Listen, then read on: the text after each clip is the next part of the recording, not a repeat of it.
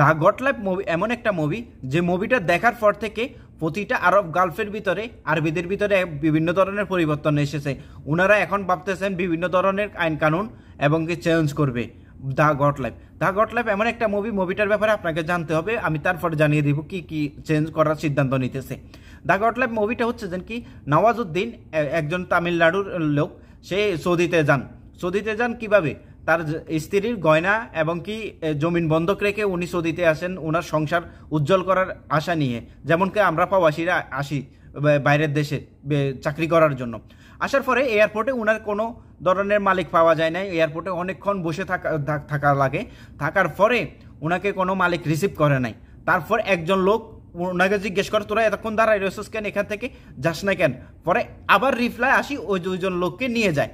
নেওয়ার সময় একটা গাড়ির পিকআপে করে গাড়ির পিছনে করে এদের দুইজনকে নিয়ে দুইটা জায়গায় ওই মালিক দিয়ে দেয় কাজ করার জন্য, মরুভূমির ভিতরে যেখানে একটা গাছ নাই কিছু নাই, ছাগল বকরি এবং কি ওটের মাঝখানে ওইখানে কাজ করার জন্য দিয়ে দেয়।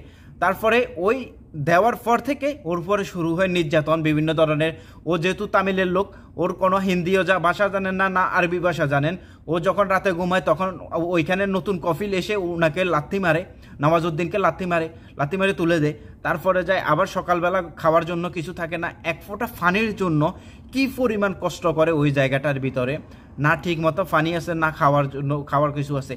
ওইখান থেকে যখন পানিওয়ালার একটা ট্যাঙ্কার আসে পাকিস্তানি, ওনার সাথে ও নওয়াজুদ্দিন বেগে যাওয়ার চিন্তা করে, ঠিক আছে।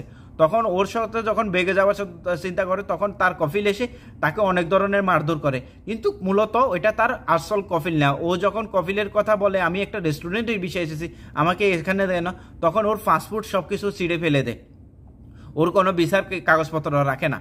এটা হচ্ছে যেন কি কফিলে কাজ করে। ও প্রথমে ভাবছিল যেন কি এটাই কফিল, কিন্তু মূলত এটা তার কফিল ছিল না। কফিল নিয়ে গেছে।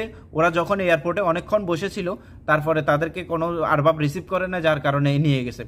তারপরে ওই গট লাইফ ওইখানে এমন পরিমাণ কষ্ট করা লাগে, 12টা বছর ওই মুভিটার ভিতরে দেখাচ্ছে 12টা বছর ধরে ওইখানে কষ্ট করছে। চুল দাড়ি ওনার সব কিছু কি অবস্থা হয়ে গেছে, না গোসলের পানি আছে না খাওয়ার পানি আছে ঠিক মতো, না কোনো ধরনের খাওয়া আছে।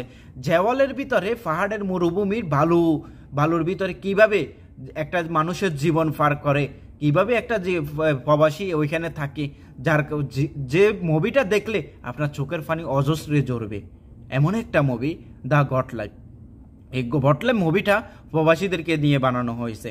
এখন আরবিদের মাধ্যমে পরিবর্তন আসতেছে কি, আরবিরা বলতেছে যেন কি নতুন যারা আসবে এখন থেকে অবশ্যই আরবাব রিসিভ করতে হবে, এবং কি মালিক অবশ্যই যে কোনো লোক চাইলে আরবাব পরিবর্তন করতে পারবে যে কোনো সময়।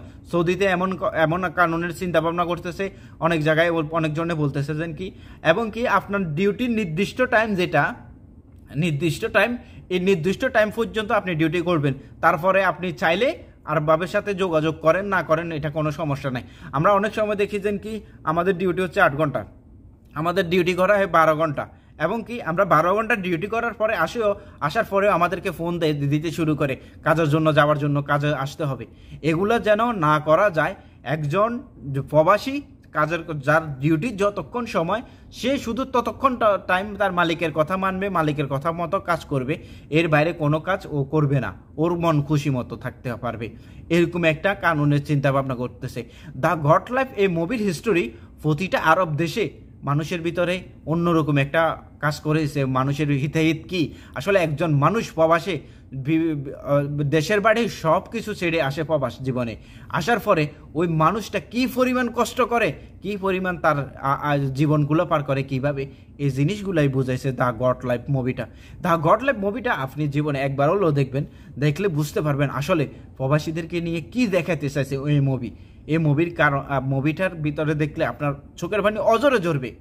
কারণ একজন প্রবাসী কিভাবে মরুভূমিতে কাটায়, ওইখান থেকে পালিয়ে যাওয়ার জন্য কি ধরনের কষ্ট করে, কি ধরনের রিস্ক নেই, এক ফোঁটা পানির জন্য কি পরিমাণ কষ্ট করে, এইটাই হচ্ছে যেন কি দ্য গট লাইফ মুভির কাহিনী মূলত। আর এই ইনশাল্লাহ এই মুভির কারণে যদি প্রবাসীদের আরবাবরা যদি কোনো পরিবর্তন করে থাকে, তাহলে আমাদের প্রবাসীদের জন্য অনেক বড় পাওয়া। ঠিক আছে, ভিডিওটা ভালো লাগলে অবশ্যই শেয়ার করে দেবেন। এখন লাইক অ্যান্ড কমেন্ট